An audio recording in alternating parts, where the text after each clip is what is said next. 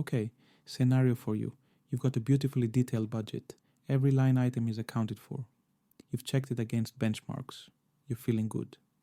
And then, week 3 of your project, the builder opens up the bathroom floor and finds a load of rotten joists that need replacing. That's going to cost you £1,800. Week 5, the electrician discovers the main incoming cable needs upgrading to handle your new electrical load. That's another £1,200. Week 7, you realize the kitchen you ordered is actually 2 weeks delayed, so your builder's standing around with nothing to do and you're paying him anyway.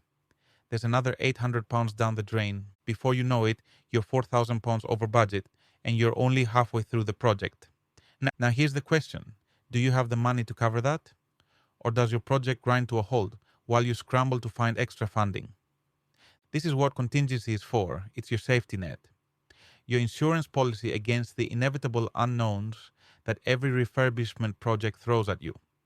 Today, we're diving into how to set contingency properly, what it should and shouldn't cover, and how to track it so you're always in control. Because trust me, the projects that run smoothly aren't the ones where nothing goes wrong. They're the ones where the unexpected costs are already budgeted for. Let's get into it. First, let's talk about why refurbishment projects are fundamentally different from new builds when it comes to risk. With a new build, you're starting with a blank canvas. You know exactly what you're building because you can see the ground. There aren't many surprises. With a refurb, you're working with an existing structure that's been around for decades, sometimes over a century, and buildings hide their problems really well until you start opening them up. I'll give you a real example. Last year, one of my students, let's call him Mark, bought a 1930s semi in Manchester. Lovely house. Needed updating but structurally looked sound. He budgeted £45,000 for the refurb based on a detailed scope. New kitchen, new bathroom, rewire, redecorate throughout. Week 2, they open up the bathroom and find that at some point in the 1970s, someone had bodged an extension to the soil pipe and it had been leaking slowly into the floor for probably 20 years. The joist was shot, some of the subfloor needed replacing, and they needed to reroute the plumbing properly. Cost to fix, £2,800. 17. Week 4, they're chasing cables for the rewire and discover that the 1980s rewire, which they thought would be mostly okay to keep, had actually been done by someone's mate and wasn't up to code at all. The electrician strongly recommended replacing the lot, including upgrading the consumer unit to a modern dual RCD setup. Extra cost, £1,900. Week 6, they take down the living room chimney breast, which was no longer used, and find that the breast above on the first floor has been supported by basically nothing substantial. It needs proper support installed, or it could collapse. Structural engineer out, steelwork designed, builder installs a hidden support. Extra cost, £3,400. Total unplanned cost, £8,100. Now, here's the thing. Mark was fine. He'd budgeted a 15% contingency on his £45,000 project, which was £6,750. The overrun was £1,350 more than his contingency, but he'd kept a personal buffer beyond that, so he could cover it. If he hadn't had that contingency, his project would have stopped dead at week 2. This is why contingency isn't optional on refurbishment projects. It's essential. So, how much contingency do you need? The annoying answer is, it depends. But let me give you some frameworks that actually help. 10 to 15% contingency. Light refurbishment, mostly cosmetic. If you're doing paint, flooring, a new kitchen and bathroom, and you're not touching structure or major. Services, 10 to 15% is usually sufficient. You're not opening up walls much, you're not digging around foundations. There are fewer opportunities for nasty surprises. On a £25,000 cosmetic refurb, that's £2,500 to £3,750 contingency.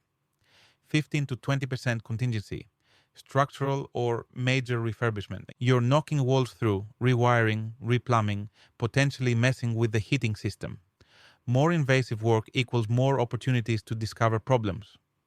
On a £60,000 major refurb, that's £9,000 to £12,000 contingency. 20 to 25% plus contingency. full refurbishment, or older problem properties. If you're stripping back to brick, or you're working on a Victorian property that's had decades of dodgy DIY work, or you know there are existing issues, damp, structural movement, etc., you need a bigger buffer. On an £80,000 full refurb, that's £16,000 to £20,000 contingency. Now I know what you're thinking. That's a lot of money just sitting there doing nothing. And yes, ideally you don't spend all your contingency. In fact, if you finish the project and you've got 40 to 50% of your contingency left, that's a really good outcome. It means you planned well and got a bit lucky. But here's the key. It's better to have contingency you don't use than to need contingency you don't have. I've seen projects stall for months because the owner ran out of money and couldn't get additional funding quickly. That's way more expensive in the long run. You're paying holding costs, insurance, possibly mortgage interest, or bridging finance, and the property is not generating any return. In the masterclass, we work through a contingency calculator that helps you figure out the right percentage based on your specific project characteristics. Really useful tool. Right, let's talk about what contingency money is actually for, because there's often confusion here. Contingency should cover 1. Unforeseen conditions, rotten joists, electrical issues, plumbing problems, damp, structural issues you didn't know about. 2. Minor scope changes. You get halfway through and realize you need to do something you hadn't planned for, like replacing a window that's more damaged than you thought. 3. Small design changes. You change your mind on something mid-project within reason. 4. Price increases on materials, especially relevant if there's a long lead time and supplier prices go up. 5. Minor delays and inefficiencies, trades waiting for materials, small coordination issues. Contingency should not cover 1. Scope creep. Deciding halfway through that actually you'd like to add a downstairs loo or extend the loft conversion into the full space instead of just part of it. That's a new project scope. It needs separate funding. 2.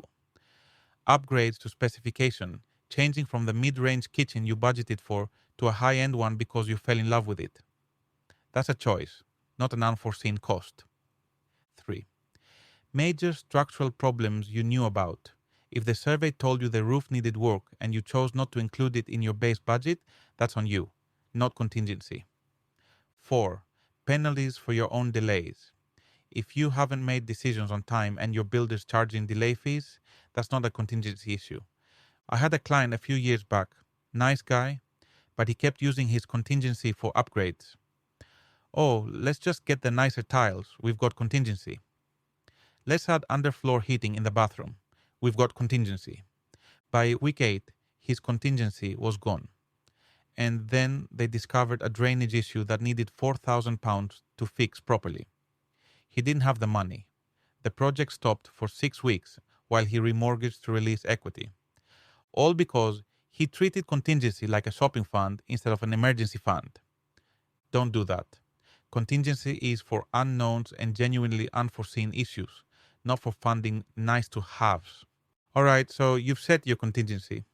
Now you need to track it properly because if you don't, it'll disappear and you won't know where it went. Here's the system I teach my students. 1. Keep a contingency log. Every time you spend contingency money, write it down. Dash date. What it was for. How much it cost. Running total of contingency remaining. Simple spreadsheet. Nothing fancy. 2. Require approval for contingency spend. If you're working with a project manager or main contractor, make sure they can't just dip into contingency without your explicit approval. Every contingency item gets discussed and approved first. If you're managing it yourself, treat it the same way. Don't just say yes to every extra cost without thinking. Ask, is this genuinely unforeseen or is there another way to handle it? 3. Review your contingency regularly. Once a week, or at least once a fortnight, look at your contingency log. How much have you spent in it? How much is left? How far through the project are you? If you're 30% through the project and you've already used 70% of your contingency, that's a red flag. You need to either tighten up the rest of the project or secure additional funding now, not later. 4.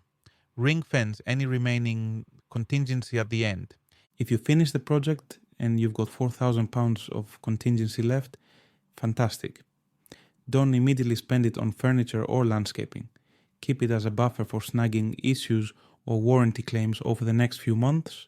Once you're confident everything's solid and you've had no issues for a few months, then you can reallocate it. This might sound a bit bureaucratic, but honestly, it takes 5 minutes a week and it gives you complete visibility over your project finances. So many people lose track of contingency, and it's such an easy thing to fix. Before we wrap up, let's quickly talk about risk planning more broadly, because contingency is just one part of it. Identify your risks up front.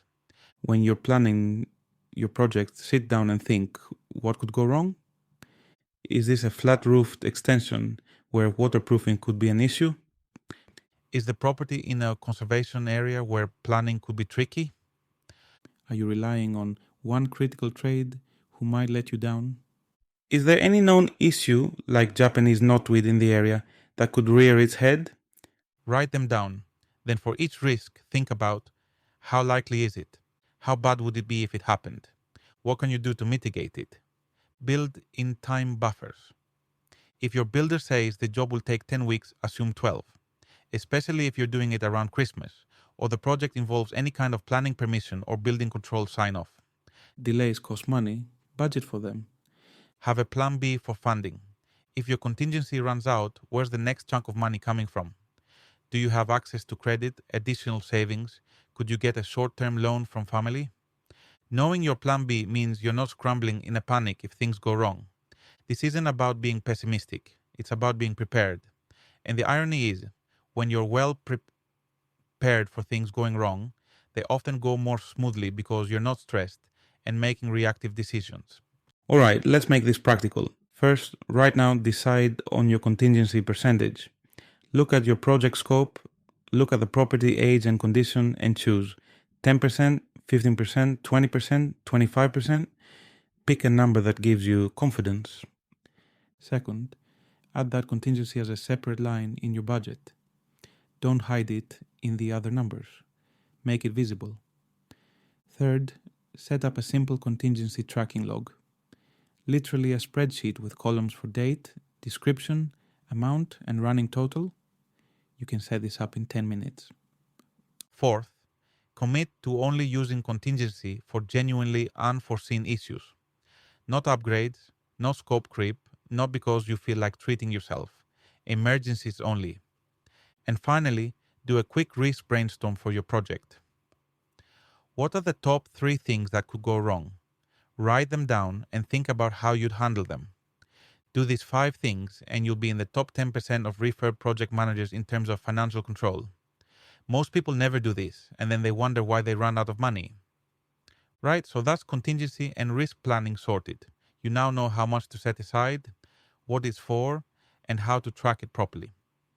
In the next episode, we're moving on to cash flow and funding, because having the money is one thing, but having it available at the right time is what actually keeps your project moving. Really important stuff. If you're working through this and you want the contingency calculator and tracking template, those are in the full masterclass, along with examples of risk registers that my students have used on real projects. Thanks for listening, and I'll catch you in the next one.